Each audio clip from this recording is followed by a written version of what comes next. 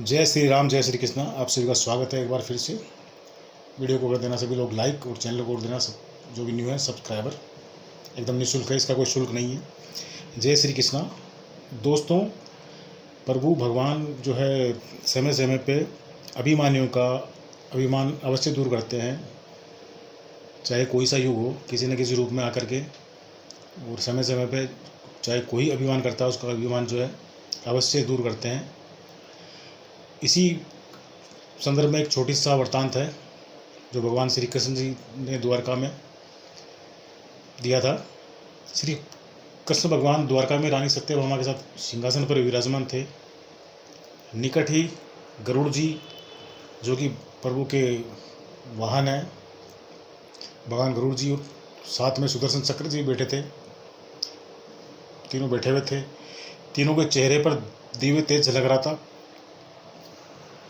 बातों ही बातों में रानी सत्यभामा ने श्री कृष्ण जी से पूछा, हे प्रभु, आपने त्रेता युग में राम के रूप में अवतार लिया था, प्रभु श्री राम के रूप में अवतार लिया था, और माता सीता आपकी पत्नी थी। क्या वो मुझसे भी सुंदर थी, मुझसे भी अधिक सुंदर थी? ये बताएं।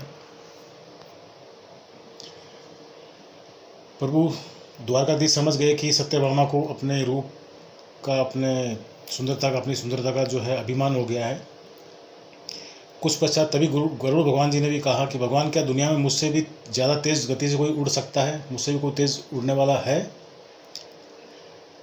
इधर जो है पास ही बैठे सुदर्शन जी से, उनसे भी रहा नहीं गया। सुदर्शन चक्र वो भी बोले कि हे भगवान, मैंने बड़े बड़े युद्धों में आपकी विजय श्री दिलवाई है, आपको जीत दिलवाई है। क्या संसार में मुझसे भी शक्तिशाली कोई है? ये सब थे सुदर्शन जी के। इस पर भगवान प्रभु मंद मंद मुस्कुरा रहे थे। वे जान रहे थे कि इन तीनों भक्तों को अहंकार हो गया है और इनका अहंकार नष्ट होने का, समाप्त होने का समय आ गया है। ऐसा कुछ सोच विचार करके उन्होंने गरुड़ जी से कहा कि भगवान ने, प्रभु श्री कृष्ण ने कहा कि हे गरुड़, तुम हनुमान जी के पास जाओ और कहना कि भगवान राम माता सीता के साथ आपकी प्रतीक्षा कर रहे हैं। गरुड़ भगवान की आज्ञा लेकर हनुमान जी को लाने चले गए। इधर श्री कृष्ण प्रभु ने सत्यभामा से कहा कि हे देवी, आप सीता के रूप में तैयार हो जाइए, और स्वयं द्वारकाधीश ने अपना स्वरूप जो है प्रभु श्री राम का धर लिया। प्रभु श्री राम के रूप में वो आ गए।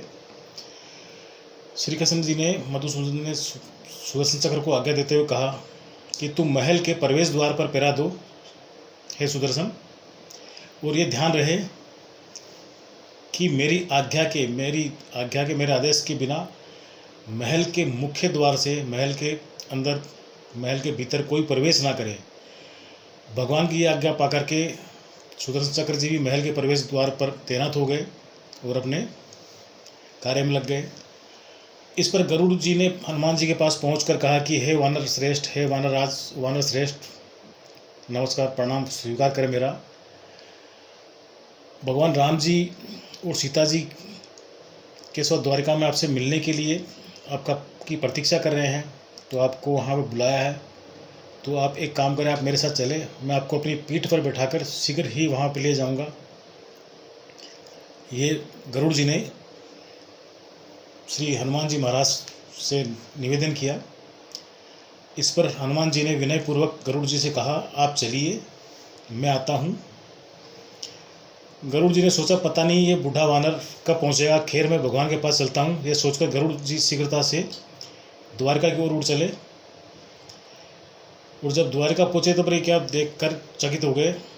महल में पहुंचकर गरुड़ जी ने देखते हैं कि हनुमान जी तो उनसे पहले ही महल में प्रभु के सामने बैठे हैं, वहाँ विराजमान है।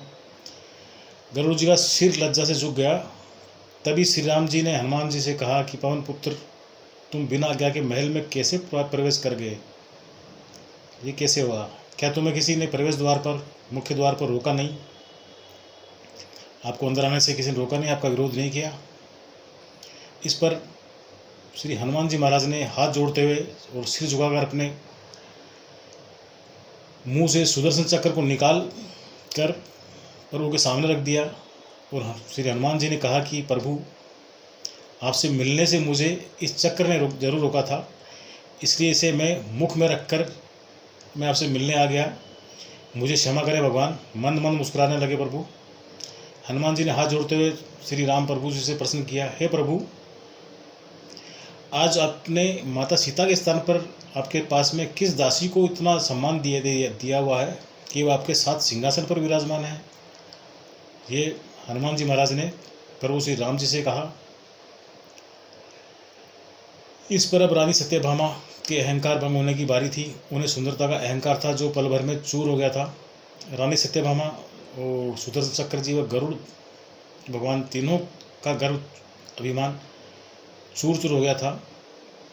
वे भगवान की लीला समझ रहे थे। तीनों की आंखों से आंसुओं की धाराएं बहने लगी और वे भगवान श्री राम जी के, जो कि श्री कृष्ण जी से राम जी के रूप में प्रकट होकर विराजमान थे सिंहासन पे, भगवान के श्री चरणों में झुक गए। और प्रभु की अद्भुत लीला है प्रभु की। अपने भक्तों के अहंकार को अपने भक्तों के द्वारा ही दूर किया करते हैं ये समय समय पर। जय श्री राम, जय श्री कृष्णा। दोस्तों, छोटे से प्यारे से कमेंट्स के माध्यम से आप अपनी अवस्थी दर्ज कराएं। ऐसे ही धार्मिक आध्यात्मिक वाली जो वीडियो आपके लिए लाते रहेंगे समय समय पर। बहुत बहुत धन्यवाद आप सभी का। राधे राधे।